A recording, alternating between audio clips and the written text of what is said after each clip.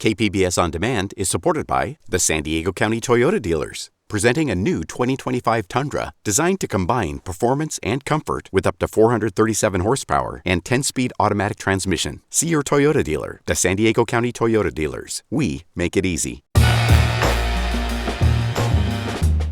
This week on KPBS Roundtable, the city of San Diego's controversial homeless camping ban takes effect this weekend.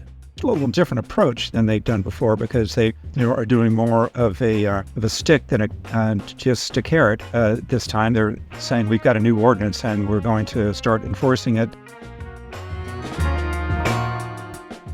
But it's unclear exactly when and where that enforcement will begin. The city has said that it plans to start enforcement near parks, or in parks rather, and near schools. But they haven't identified which parks will be covered and which school areas they're going to be prioritizing. Don't go anywhere. Roundtable is coming up next.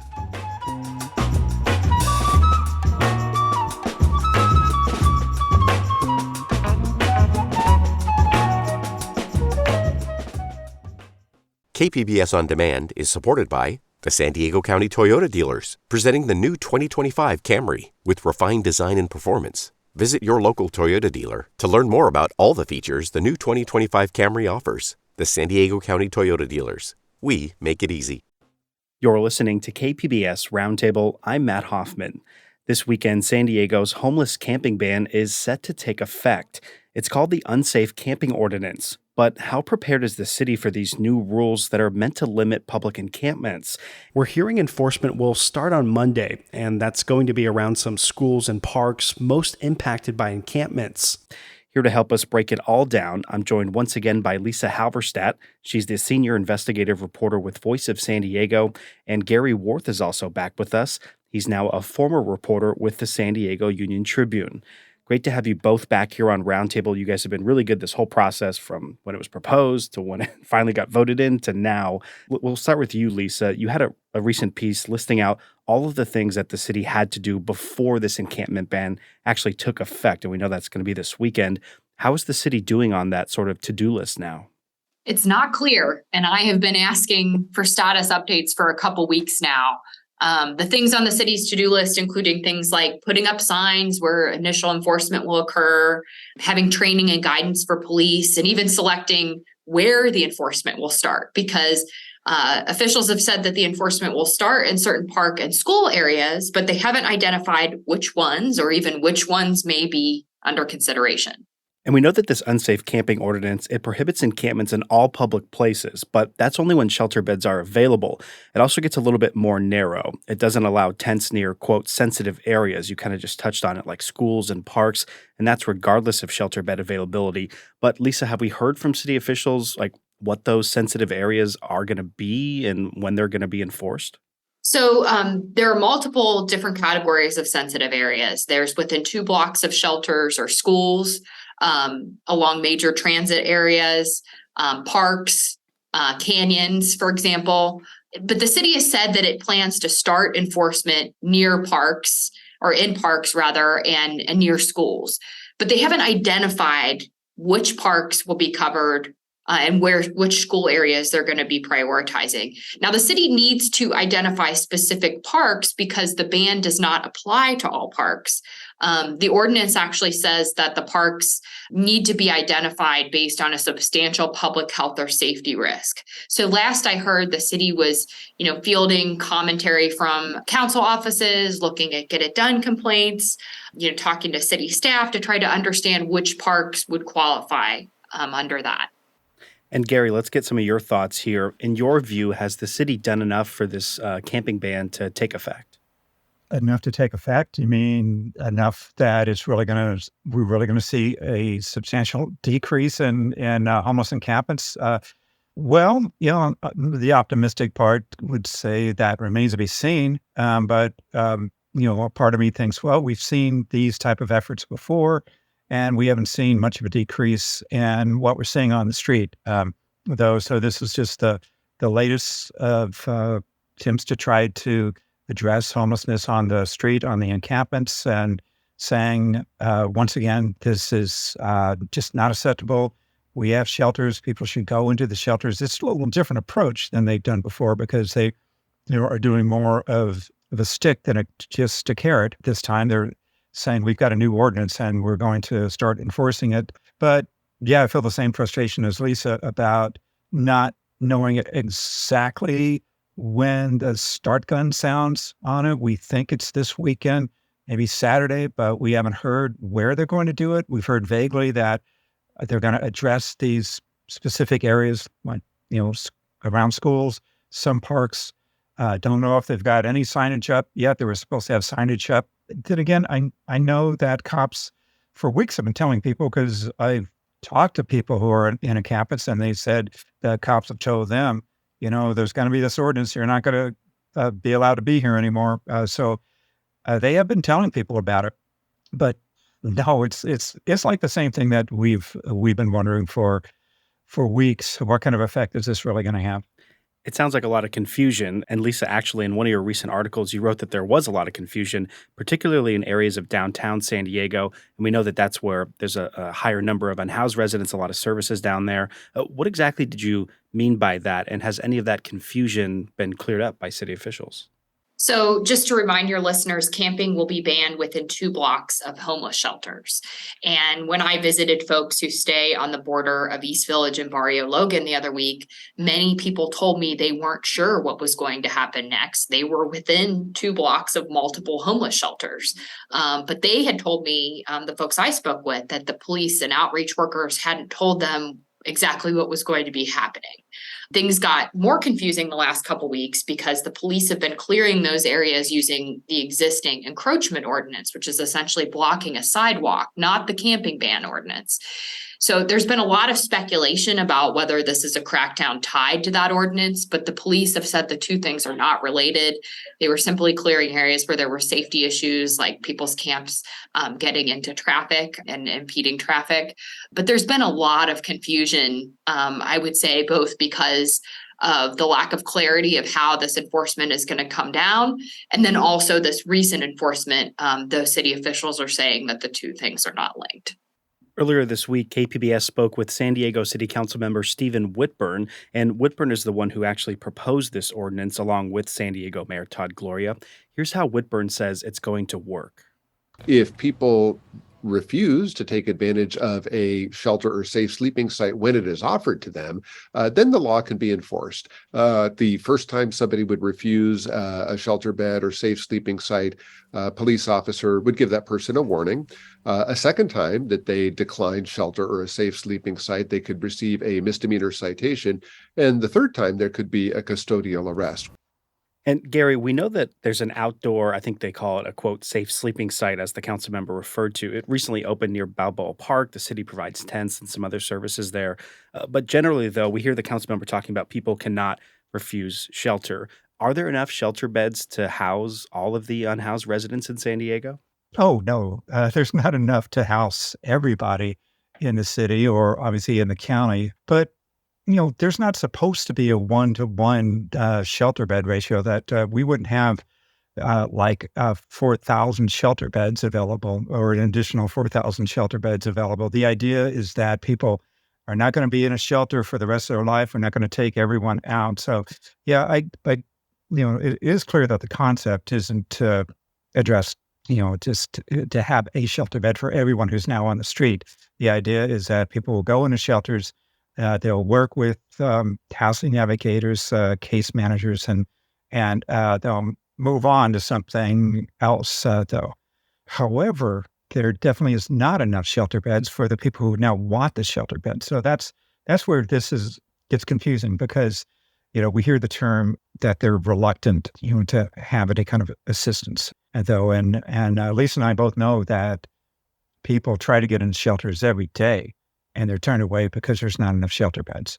So that's the other side to it. And people, are being told that all these people on the street, they don't want to go in a shelter. So we have to force them into it. Either, you're going to get cited, you're going to go to jail maybe, but you can't avoid all that if you go into a shelter. Well, there's people trying to get into shelters, like I said, every day. And we don't have enough shelters now. And the city knows that. That's why they're opening up new shelters. That's why they said we're not going to do this new ordinance until we got at least this one off the ground, and we got another one planned. And it's great that they're having different types of shelters, because I've heard from a lot of people on the street that they don't want to go into a conventional shelter, but they would give something like a safe camping site a try, though. But it can be confusing, though, with the way that it's framed, which is that we're finally going to force people to go into shelters as though they're not trying to get in already, and that we have a bunch of shelters just full of empty beds, and they're wondering where everybody is. And Lisa, did you want to jump in here? Yes, I have a couple stats I want to drop here. By my analysis that I've done recently, on an average day, there are only about 23 shelter beds available in the city of San Diego, and they're typically filled up by noon.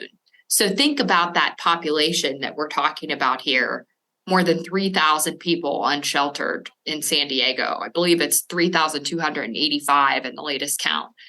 And when you look at shelter referrals that go through the Housing Commission's referral process, on average, and I've been following this for a while now over the last several months, 2/3 of shelter referrals don't result in a person actually getting shelter. And so this idea that nobody's seeking shelter or that there's plentiful shelter is just false. And so I guess a follow-up question to both of you, and Gary, you could go first here. Have we heard that that is going to complicate any of this, rollout of this ordinance? Obviously, one part of it near the sensitive areas does not rely on shelter bed availability, but the other part, in terms of, no encampments in all public areas, it relies on shelter beds being available. Have city officials kind of made that square, or have they commented on that? They agree that we need more shelters. And again, that's why they said we're timing this for an opening of 2 new safe camping sites, one that's already open. Does it complicate things? Yeah, it will, because they open up that safe sleeping site at the start of this month. And there's already people going into it, which is a good thing. People are using it.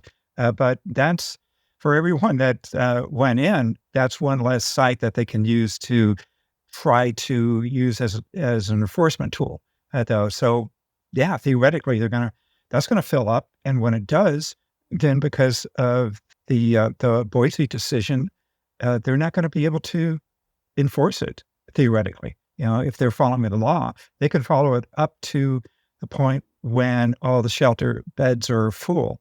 And so shelters are almost already completely full. So, there's only a few people they can force into a shelter every day before the shelter is full, right? So, you're not going to see big sweeps. You're not going to see like dozens of people in one time just being shuffling off to whatever new shelter might open up. It's just not going to work that way. So they're not going to have a lot of enforcement capability following their own law that or following the law that they're trying to follow. And 2 points on that too. One, that there will be enforcement in sensitive zones, like in the parks, near schools and shelters. So we could see significant movement of people in those areas, but they're likely to move to other areas where they feel that they can be when shelter is not available. And I think it's also really important to note that we've also been, I believe I've been on Roundtable talking before about the police staffing crisis that we have. The police have said that they have a shortage of officers and their response times are climbing. And so it's not clear to me yet how this is going to work out with police staffing. The police department has told me they think that there are some dynamics with this ordinance that will make it easier for them to enforce this than other laws that are now on the books. They've also said that, they're going to try to have patrol officers follow up after the neighborhood policing division, which is the primary group of officers that work on these sorts of things. When they move on, patrol officers will come in and try to keep folks from returning. But experience shows, Gary and I think he was talking about this earlier, that, after they do enforcement in an area, often camps build up again as soon as they go and focus on another area. So this is really complicated. And the police are likely to get complaints through Get It Done in other areas. Once they crack down on the area that they've gotten a lot of complaints on, they go and do enforcement in another area, because then they've gotten complaints on that. So this is complicated. Another issue we haven't talked about is, so a guy gets arrested. He doesn't want to go in a shelter. Gets arrested, he gets popped, he goes to jail. Well, he's going to get let out. He's going to, they're going to spring him. We'll have a court date. How long is he really going to stay in jail? And is he going to move on from there? It's like, they're not going to sentence him to prison for 5 years. So, you've taken a guy off the street, maybe you'll find him an amount that he won't even be able to pay, and then he's going to be back on the street. So it could just be a cycle for some people too of being incarcerated, being let go, being incarcerated again. But an ordinance like this is going to put somebody away forever. They're going to be back on the street if they really don't want to go in a shelter. And Gary, I think exactly what you were just expressing is what some homeless advocates are saying, that enforcement is not going to help the situation on the streets. We have a clip from Janice Wilds. She's with Housing for the Homeless, and here's what she told us earlier this week. A camping ban is not going to house anyone. Housing is what solves homelessness. We know we don't have enough of that. We have to build more of it. We need to have a more humane way to help people on the street other than criminalization, which is fiscally irresponsible. People will be physically and mentally harmed by this. Have either of you heard of any other groups that are maybe expressing similar concerns? I've heard lots of the same. Most outreach workers I've spoken with are worried about losing contact and trust with the clients that they're working to try to get off the street. They have had issues when there have been big crackdowns in the past. One worker who I spoke with during a big crackdown last summer had lost contact with a handful of people that had housing matches come up, who he was trying to find so he could move them into housing, and never was able to find them. I did speak with one outreach worker the other day who is hoping that the ordinance will get more people to say yes to shelter. And I know some neighborhood groups certainly are hoping for the same. But going back to the point that Gary and I were discussing earlier, for all of this to work, there have to be available shelter beds, and there aren't always available beds. Gary, anything to add there? Well, I do want to say that I understand that there is a sentiment that just with constituents out there that the city is hearing from, that people have had enough and they do want to do something. Though whether or not that this is going to make a big difference does remain to be seen. But I interviewed those business owners who filed a claim against the city, and they're saying that we're losing business, and they set a dollar amount. This is how much you owe us because of your inaction. So they're hearing that from people, and there is a sense that we got to do something. And this is what they're doing for now.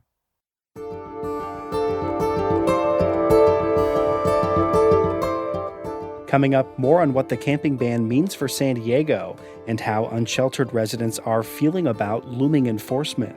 They are worried it's going to make their lives, which are already hard, even harder. One man told me he's already bracing to be arrested.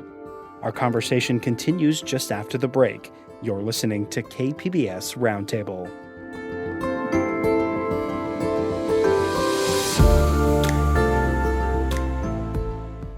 KPBS On Demand is supported by the San Diego County Toyota dealers, offering a new 2025 lineup of vehicles at your local Toyota dealer, including a new Tacoma with turbocharged 4-cylinder engines and a hybrid powertrain option. The San Diego County Toyota dealers. We make it easy. You're listening to KPBS Roundtable. I'm Matt Hoffman. We're talking about the looming enforcement regarding San Diego's camping ban and what it could or could not mean for the region. With us is Lisa Halverstadt from Voice of San Diego and longtime homelessness reporter Gary Worth. You know, guys, addressing homelessness is certainly a top priority for elected officials, right? And it's something that, as Gary just pointed out, it's on a lot of people's minds. But sometimes the voices of those who are living these experiences, who are on the streets, who are living in their vehicles, aren't heard from nearly as much. But I know you've both been speaking with those people. Lisa, have you get any sense of what they're saying or if this is even on their radar in terms of this camping ban? Most folks I've spoken with are very concerned about what this ordinance could mean for them, and they consider it to be really unfair and counterproductive. They are worried it's going to make their lives, which are already hard, even harder. One man told me he's already bracing to be arrested. A few folks, as I've been out in the community talking to folks, they hear there's a reporter around. They've run up or tried to flag me down to ask what they should do, or to just have me explain what I know about the ordinance. And I think that's been really telling too. And KPBS reporter Melissa May, she talked with some unhoused residents this week about this looming enforcement. Christopher Zamora says he's been homeless for the last few years, and here's what he told her about this camping ban. This enforcement thing isn't going to help nothing because we spend all of our time moving our stuff around. The stuff that little bit of stuff that we have kept that we still do have, we try to protect. And they make us move it from here to there with enforcements every single, like twice a week, sometimes every other day, they make us move it from here to there. It's just the rigmarole of just having to jump through hoops that are pointless because that's the time that we're spending not getting jobs, not going to get resources, not getting health care, not getting benefits from with food and cow fresh and things like that, in which all of us need because that's what it takes to survive out here. And Gary, I know you've spoken with a lot of unhoused residents. Is what Christopher's saying there something that's uncommon to hear? No, and I think it speaks to the need for just having more of everything is needed. More caseworkers who can help everybody who does need help. There's a lot of people on the street. They may be newly homeless and they may be in a situation that they don't know, how to help themselves. You'd be surprised at what people on the street do know, and you'd be surprised at sometimes what they don't know. I talked to a guy one time on 17th Street, and I asked him, "Would you ever consider going into a shelter?" And he said, "Yeah, I think so." It's like, "Where would I go?" And I pointed to the Alpha Project shelter on the corner. I said, "It's right there." And he was like, "Oh, I had heard something about that." So, then again, there's, people do know a lot about services that are available, but there's a great need out for people to be able to access things that they need just to stay alive. And, we just need more people working with people on the street. There's also questions about where this camping ban stands legal-wise. Gary, when the city council voted 5-4 to implement it, some were worried that it could violate existing law. And a recent case in Grant Pass, Oregon is an example of that. And you referred to the Boise decision a little bit earlier, which is very similar. Here we have a clip from legal analyst Dan Eaton. He says he expects that the ordinance to be challenged in federal court very quickly after enforcement starts. The Grants Pass case in the Ninth Circuit essentially said that this small town in Oregon could not criminalize people taking precautions to guard against the elements in sleeping outside if they were involuntarily homeless. The Ninth Circuit said if you don't have beds that are available for these people, you can't start the process that would lead to criminal charges if they are sleeping outside where they have nowhere else to go. So, Lisa, as we mentioned, there was definitely debate at the council meeting about all this. But bottom line, it sounds like that the city thinks that they're on, stable footing when it comes to the legality of this. Do we know generally why? So they argue that if they can identify public health and safety issues in the sensitive zones in particular, and if they don't ban camping in a way that gives people who are unsheltered no alternative, they're within the bounds of the law. In a memo from the city attorney's office that was sent out before the city council vote, the city attorney's office emphasized that the city does, though, need to be able to provide a shelter bed that an individual can accept. So that, for example, could be, if we have a woman who is disabled or who is a senior, she would need a bottom bunk at a woman's shelter. She couldn't go to a shelter that serves men or transition-aged youth and be in a top bunk. And Gary, I know that you mentioned the Boise decision a little bit earlier. Can you remind our audience what exactly that is? And do you think that could come into play here in terms of, future potential court proceedings? Yeah, I have heard people say that this is going to be challenged and it could go all the way to the Supreme Court. The Boise decision went up to a appeals court and ended there, and the decision was left basically that you can't enforce cite people for sleeping in public places if they have no other place to go. Though if they can't afford a hotel room, if they can't afford uh, an apartment, if the city doesn't have an available shelter bed. So that's been taken seriously by jurisdictions. For instance, in Oceanside, they created a hotel voucher program specifically because of that decision, and they didn't uh, clear out a large homeless encampment until they got that up and running. So, yeah, this really is what it's all about. But there's other things that are going on besides the Oregon situation. There's in Arizona, they've been clearing out an area called the Zone in Phoenix, where there was a very large homeless encampment, and there was a judgment, I believe, against the city when, much like what was happening in San Diego, where some business people were suing the city for not doing anything, and a judge said you do have to do something, and they are taking steps to clear out this encampment called the Zone. I'm not sure how that plays in the legalities of what we understand the Boise decision is. It's like it's kind of a new frontier for trying to deal with homeless encampments through enforcement, though. And while there have been decisions, they may be appealed, they may be overturned, they may have some new decisions, though. So I think we're just going through a process right now that's not quite over. Yeah, all these court proceedings happen, and it's like, is there progress one side or the other? And I know we've heard elected officials express, frustration with some of that, or people challenging that, including San Diego Mayor Todd Gloria. And I think, Lisa, the last time we had you on Roundtable, you kind of talked about the shift in tone that we had heard from him when it comes to homelessness, when it comes to enforcement. We know that he's been a big proponent of this ban.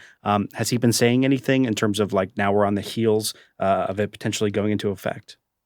So what he has been saying in his weekly newsletters is that there's not going to be an overnight difference in what homelessness looks like in the city once this goes into effect. He said, this is going to be scaled up. He has mentioned that parks and areas near schools are going to be prioritized first. And obviously has said that, he is looking forward to having this new tool. But we haven't really heard many other details, and I'm very much looking forward to those and plan to keep asking the questions. And in terms of the camping ban, question for both of you, is there anything that you guys are going to be watching for in the weeks ahead, or even aside from that too, like any questions? I know we might have touched on this a little bit earlier, but any questions that are still unanswered for you all? So many. Gary and I were talking about this before. I think we both share this sentiment, but it's going to be interesting to see how this enforcement actually plays out and the impact that it has. It's going to be very difficult for the city to enforce this in a way that has consistent impact on street homelessness. The rollout of this, there are a lot of details that we still don't have. And it's been difficult for people who will be really impacted by this to prepare for house people who desperately want to see disruptive homeless camps come down in their neighborhoods, and also for homeless people who are desperate to understand exactly what's going to be happening next, so they can decide what they need to do. The city also still needs to grapple with safe shelter options for people who have health issues, who can't go into traditional shelters, including seniors. So maybe people who can't use the restroom on their own. They struggle to get around on their own. They can't eat on their own. There are people on the street who have these conditions, and right now they often can't be in city shelters. Gary, what are some of your thoughts here?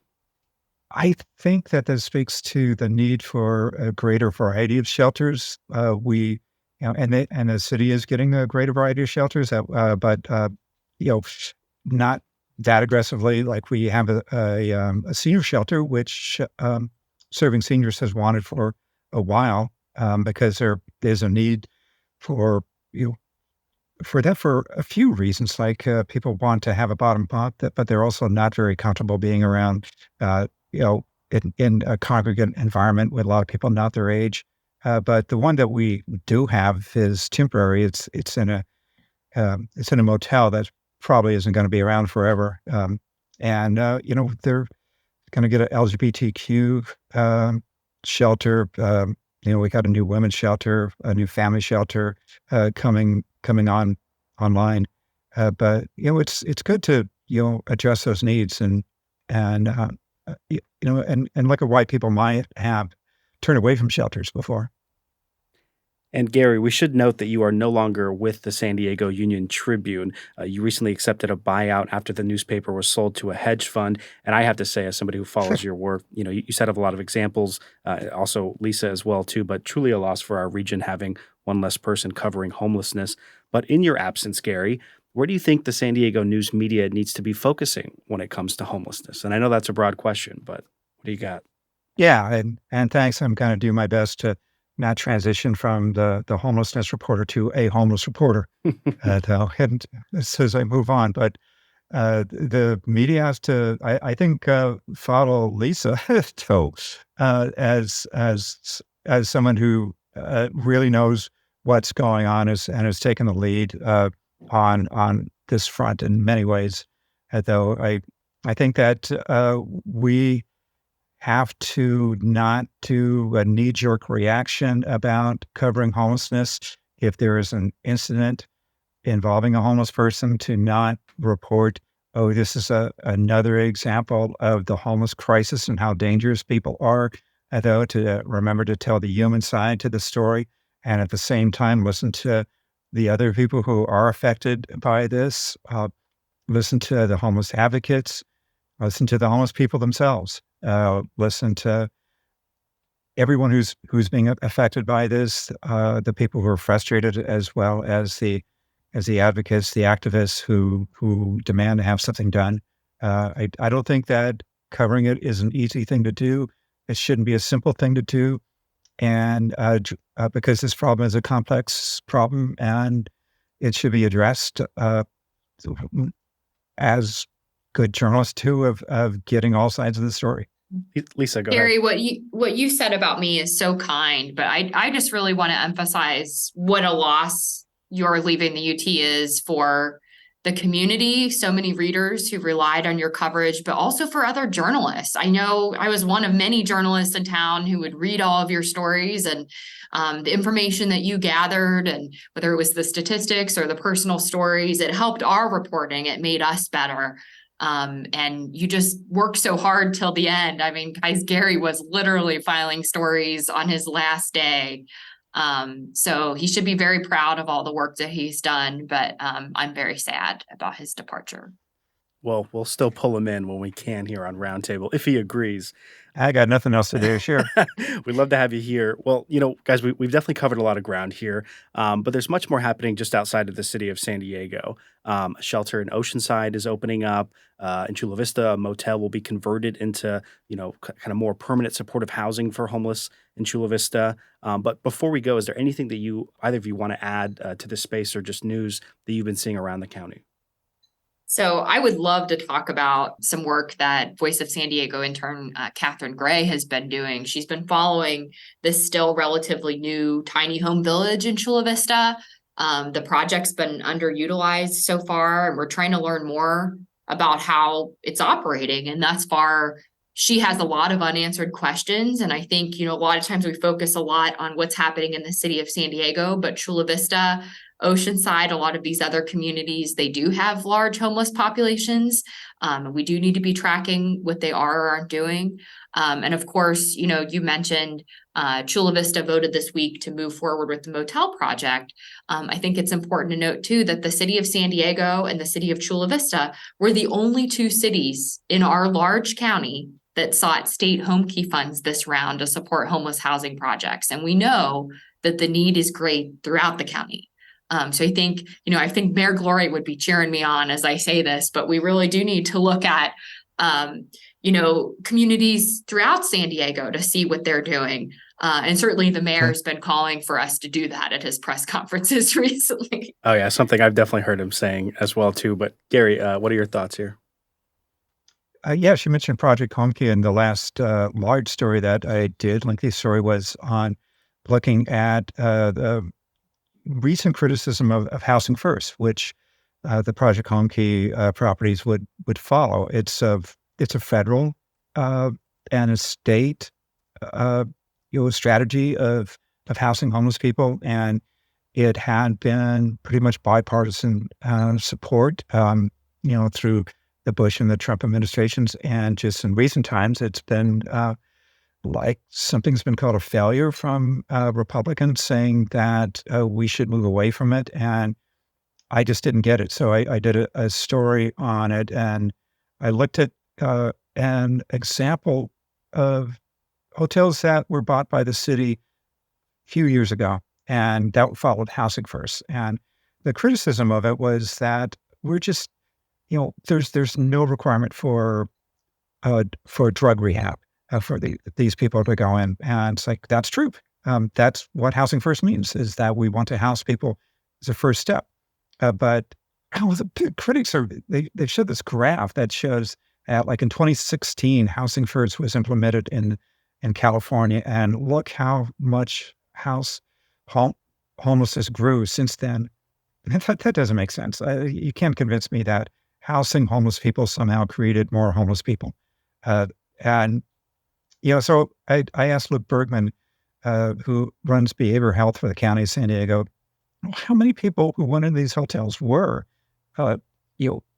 people who were using drugs, and he said 25% self-identified. It's probably more than that, and it's like 12%, I think, had gone into treatment already, and most of the people are still there. So 15% had moved out, but he said most of those moved into other permanent housing. So it's like people are conflating a couple of things. It's like, well, yeah, they may still be using drugs, but they're not using drugs on the street. And now that their lives are more stable, maybe they won't die in the street.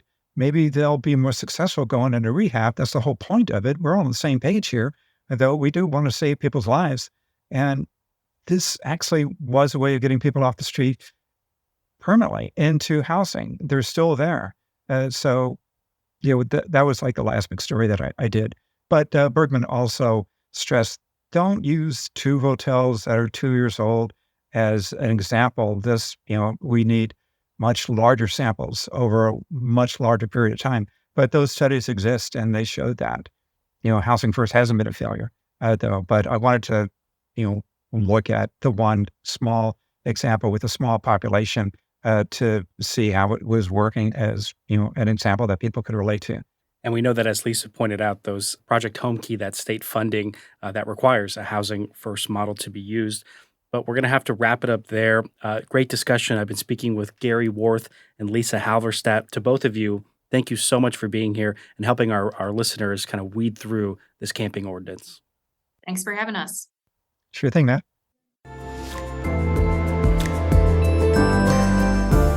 When KPBS Roundtable returns, we'll hear about a few other stories we're following in this week's Roundup, including the idea of repurposing shopping malls into housing. You're listening to KPBS Roundtable.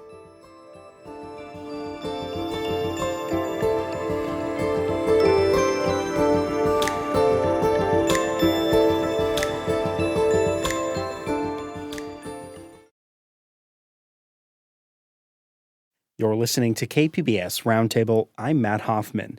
Now it's time for the Roundtable Roundup, and producer Andrew Bracken is here with us with a list of some other stories that are catching his eye around San Diego. Andrew, how's it going? Hey, Matt. Great to have you here. So what's on your list this week? Well, circling back to last week's Roundtable, we talked about the heat. We had Haley Smith from the Los Angeles Times, and she talked a little bit about a story she worked on. She went out to Death Valley and covered that story and mentioned a hiker whom she spoke to that unfortunately passed away from the heat. And she just did some more additional reporting on that. She wrote an obituary about the man. His name is Steve Curry.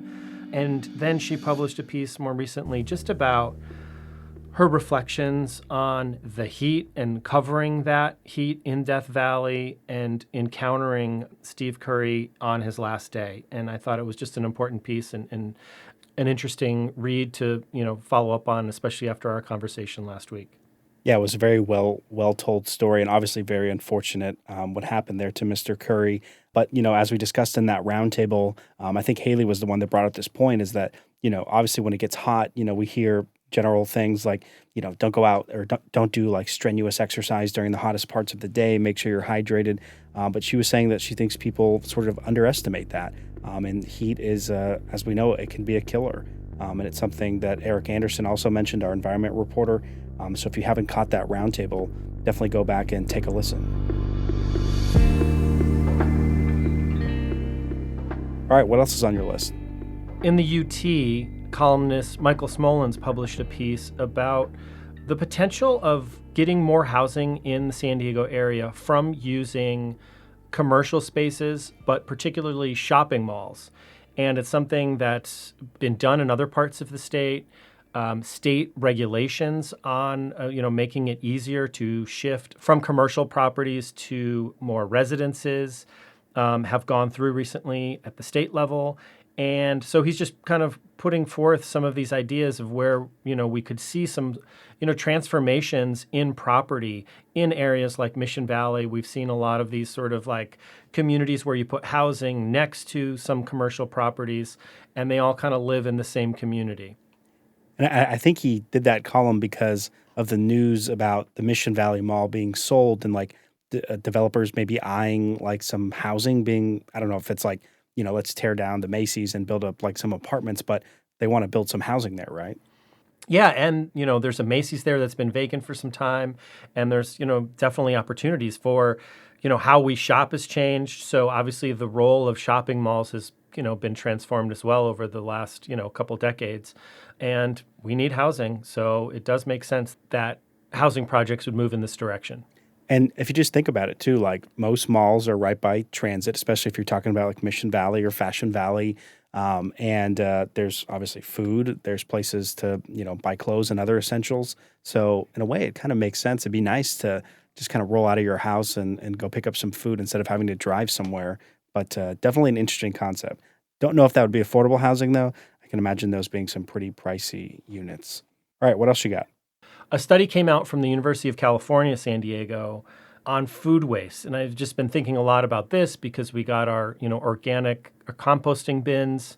And I think we've been thinking a lot about that in our homes of like how we can, reduce food waste, compost, things like that. But this study found that food waste from, grocery stores is particularly high. And one thing that would help would be changing to a dynamic pricing of groceries. So with perishable items, fruits and vegetables, as it gets closer to them expiring, them lowering the prices and making it, more enticing for people to buy and use those products rather than just the amount of food that just gets wasted because people don't want to buy a banana that's about to expire tomorrow.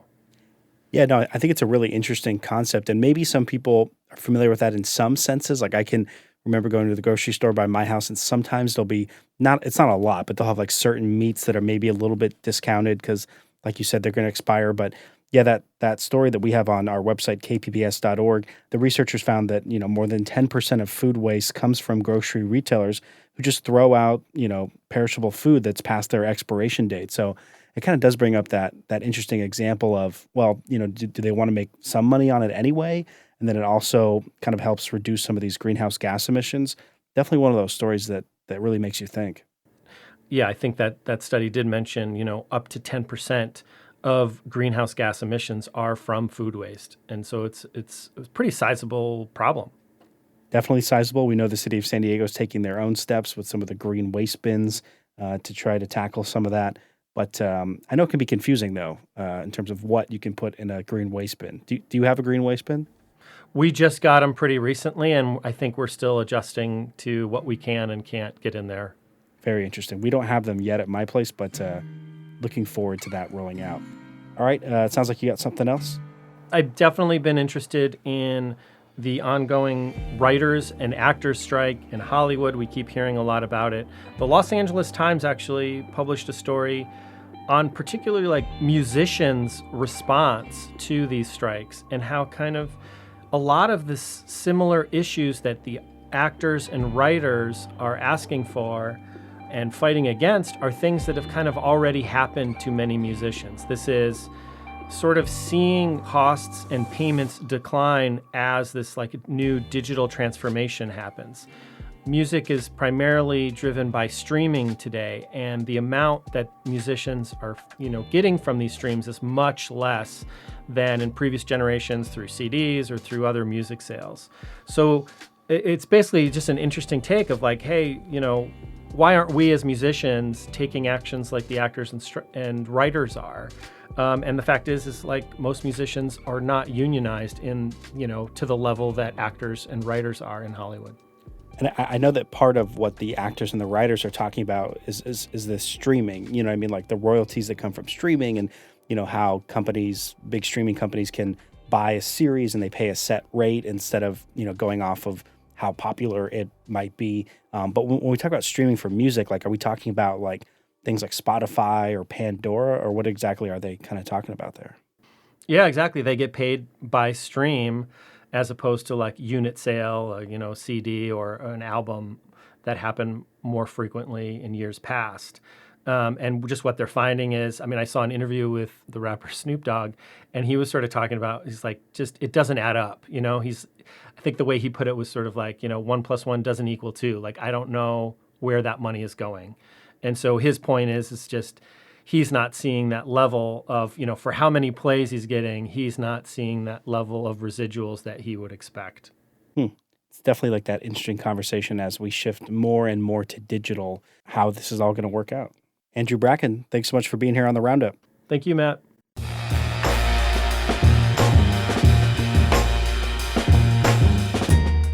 That's going to wrap up this week's edition of KPBS Roundtable. If you have any thoughts on today's show, we want to hear from you. Leave us a voicemail, 619-452-0228. You can also email us, roundtable@kpbs.org. If you missed any part of this week's show, listen to the KPBS Roundtable podcast wherever you get your podcasts. Our show airs on KPBS FM at noon on Fridays and again on Sunday at 6 a.m. Roundtable is produced by Andrew Bracken, and Rebecca Chacon is our technical director. I'm your host, Matt Hoffman. Thanks so much for being here with us. Have a great weekend, San Diego.